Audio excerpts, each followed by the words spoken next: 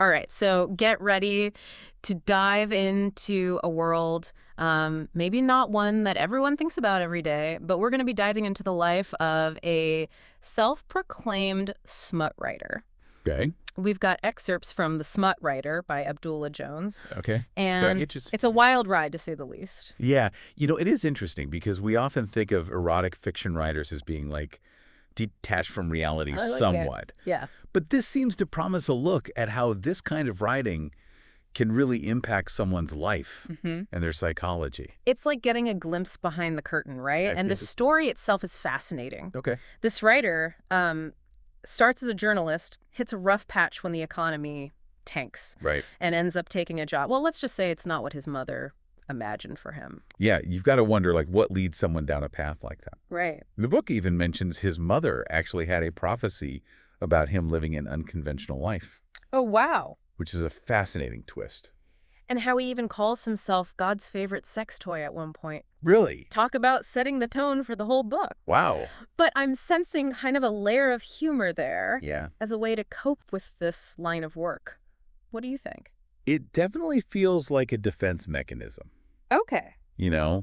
He's dealing with a subject that can be pretty exposing. Right. And that kind of sardonic humor probably helps him navigate the more challenging parts of the experience. Totally. And he definitely doesn't shy away from sharing those challenging parts, awkward office party incidents. Right. Cultural misunderstandings during massages. He lays it all out there. Okay. And some of it is almost hard to believe.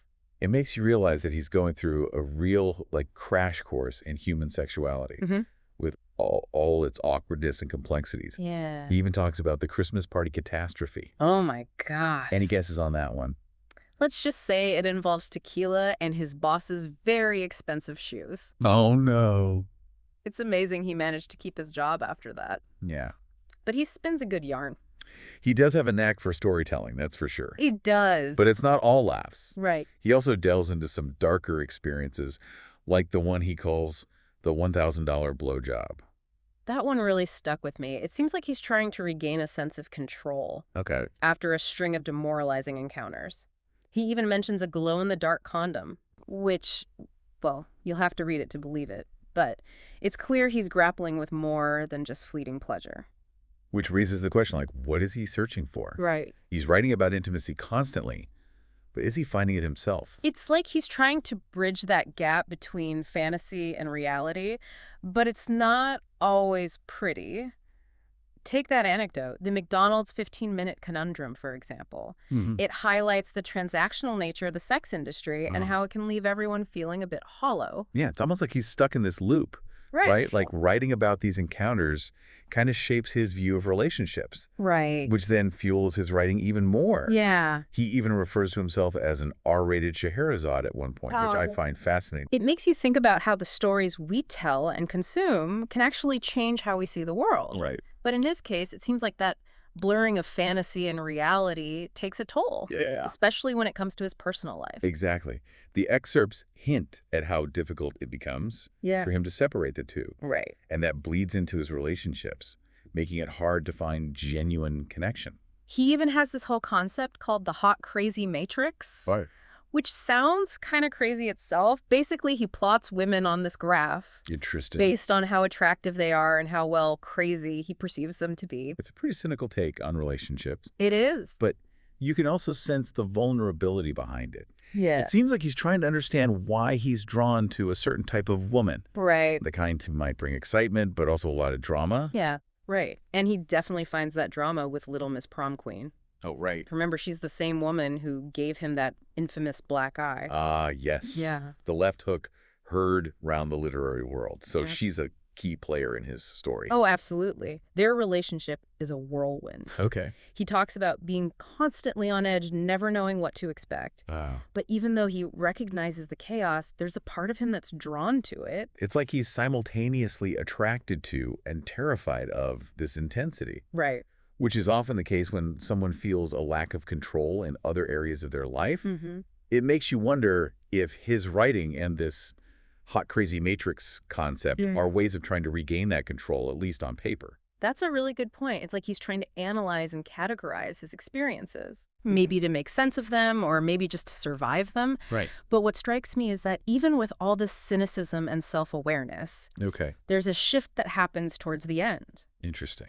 He starts to realize that maybe true fulfillment isn't found in these fleeting, intense encounters, Okay. but in something deeper and more unexpected. That's a powerful realization. Yeah. Especially given where he started. Right. He goes from chasing excitement and pushing boundaries to yearning for something more meaningful. So after all of this, the wild encounters, the cynical theories, the surprising self-awareness, where do you think this journey ultimately leads him? What's the biggest takeaway from diving into the world of the Smut Writer?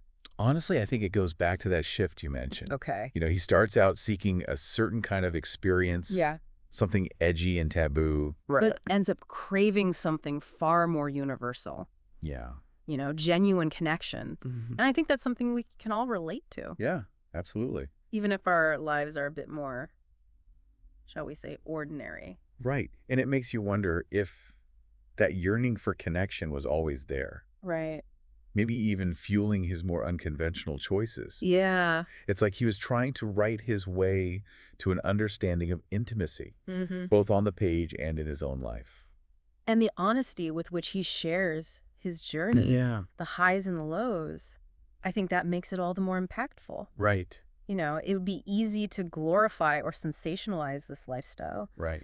But he doesn't shy away from the emotional complexities. Right. He's incredibly open about the toll it takes, the moments of disillusionment, the way it impacts his relationships outside of his writing. Right.